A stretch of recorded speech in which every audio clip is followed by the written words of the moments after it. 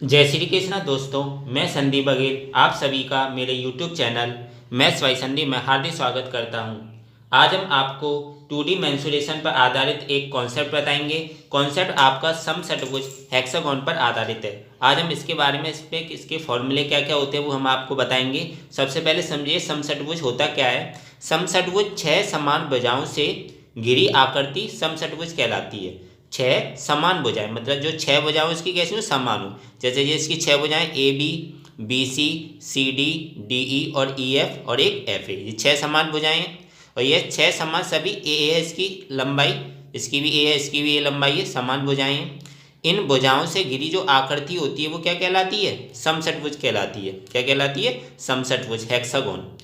अब जैसे कि ये समषट्भुज में क्या होता है कि समषट्भुज के जब इसके हम फिगर को बनाते हैं तो समषट्भुज में 6 समबाहु त्रिभुज बनते हैं। जैसे जी इसमें मैंने लिखा है 1 2 3 4 5 6 और 6 समबाहु त्रिभुज। और समबाहु त्रिभुज के प्रत्येक कोण कितनी डिग्री का होता है, 60 डिग्री का। देखो जी 60 डिग्री, जी 60 डिग्री, जी 60 डिग्री, तो ये समबाहु त्रिभुज बन गया।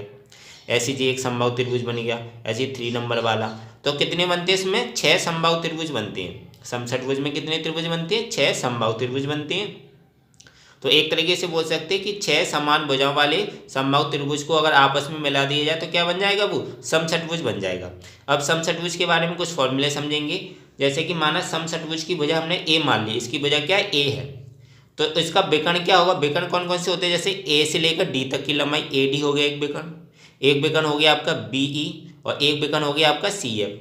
तो विकर्ण क्या हो जाएगा, उसकी जो भुजा है, जब जैसे देखो जी एक समबाहु त्रिभुज ले लिया ए बी और इसको मान लो ओ मान लिया हमने, ओ है जी। तो ए बी ओ, तो इसकी भी देखो जी समबाहु त्रिभुज है तो जी भी भुजा ए है तो जी भी ए होगी, जी भी ए होगी। तो विकर्ण ए डी किसके बराबर हो जाएगा, ए ओ और ओ डी। तो एक तरीके से भुजा का दुगना हो जाएगा, जी भी ए, यहाँ से यहाँ तक ए और यहाँ से यहाँ तक ए।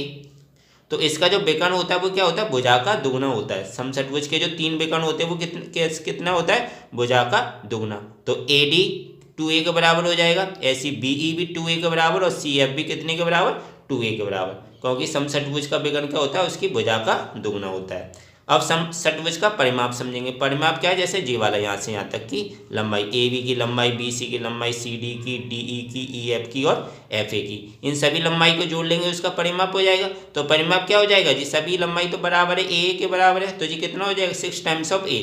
तो समषट्भुज का परिमाप क्या होता है, 6 गुणा भुजा। ए उसकी भुजा है तो समषट्भुज का परिमाप क्या हो गया, 6 गुणा भुजा। ये उसका परिमाप हो गया। परिमाप बोलो या परिमिति बोल लो या परिधि बोल लो, ये इसका परिमाप हो गया।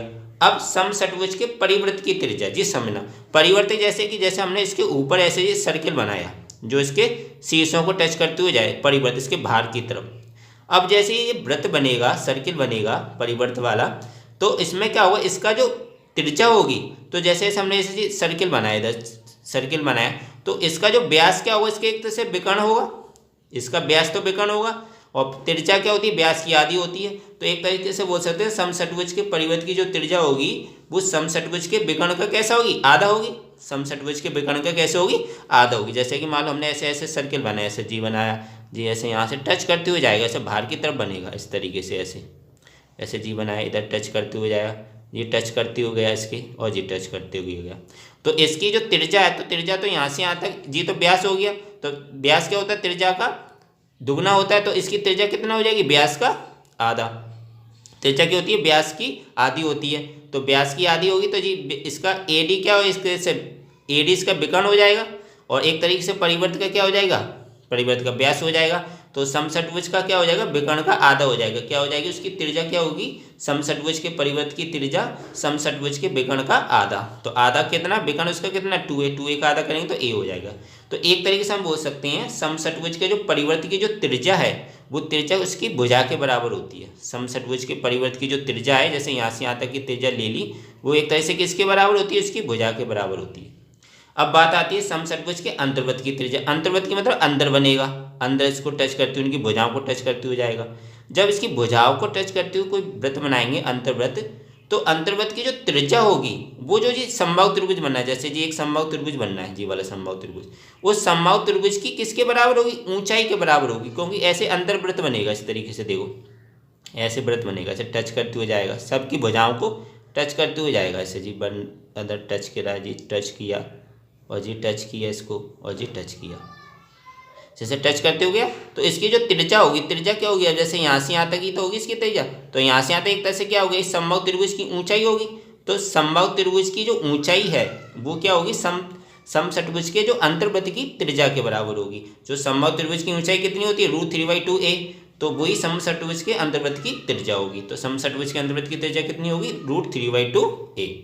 अब बात आती है सबसे मेन इंपॉर्टेंट सवाल में, इसी फॉर्मूले के काफ़ी क्वेश्चन आते हैं एग्जाम में, वो है समषट्भुज का क्षेत्रफल। अब समषट्भुज का क्षेत्रफल क्या होगा, अब देखो समषट्भुज मैंने अभी बताया था, तो समषट्भुज 6 समान भुजाओं वाले समबाहु त्रिभुज से बना होता है। तो इसमें कितने समबाहु त्रिभुज बनने, 1 2 3 4 5 6 समबाहु त्रिभुज बनने। अगर 6 समबाहु त्रिभुज का हमने क्षेत्रफल निकाल दिया और 6 को हमने जोड़ दिया तो वो किसके क्षेत्रफल के बराबर हो जाएगा, समषट्भुज के क्षेत्रफल के बराबर। तो समषट्भुज का जो क्षेत्रफल होता है वो किसके बराबर होता है, 6 गुणा समबाहु त्रिभुज का क्षेत्रफल। और समबाहु त्रिभुज जैसे जी एक समबाहु त्रिभुज है, इसका क्षेत्रफल क्या होता है, √3/4a²। तो समषट्भुज का क्षेत्रफल क्या हो जाएगा, 6 गुणा √3/4a²। क्या हो जाएगा इसका क्षेत्रफल, 6 गुणा √3/4a²। ये ऐसे बोल सकते हैं, समषट्भुज का क्षेत्रफल होता है 6 गुणा समबाहु त्रिभुज का क्षेत्रफल। और समबाहु त्रिभुज की जो भुजा होगी वही समषट्भुज की भुजा होगी। दोनों की भुजा कैसी होती है, बराबर होगी। समषट्भुज की भुजा और समबाहु त्रिभुज की भुजा आपस में कैसी होंगी, बराबर होंगी। तो समबाहु त्रिभुज का क्षेत्रफल हो जाएगा 6 गुणा समबाहु त्रिभुज का क्षेत्रफल, या लिख सकते हैं 6 गुणा √3/4a²। ये काफ़ी इंपॉर्टेंट फॉर्मूला है, इसी फॉर्मूले से एग्जाम में सवाल बहुत आते हैं। तो ये आज हमने आपको समषट्भुज के बारे में बताया, हेक्सागोन, जो कि आप काफ़ी इंपॉर्टेंट कॉन्सेप्ट था 2D मेंसुरेशन का। इससे रिलेटेड एग्जाम में सवाल भी काफ़ी आते हैं, पहले इतने नहीं आते थे, लेकिन आजकल इस समबाहु त्रिभुज और समषट्भुज के काफ़ी सवाल आने लगे हैं। तो दोस्तों आशा करता हूँ आपको ये वीडियो अच्छा लगा होगा। अगर वीडियो अच्छा लगा है तो लाइक करना बिल्कुल मत भूलें, शेयर करें ज़्यादा से ज़्यादा फ्रेंड्स फैमिली मेम्बर्स के साथ। और अभी तक अगर आप चैनल को नहीं सब्सक्राइब किए हों तो चैनल को जरूर सब्सक्राइब करें, बेल आइकन दबा के ऑल नोटिफिकेशन में रखिएगा।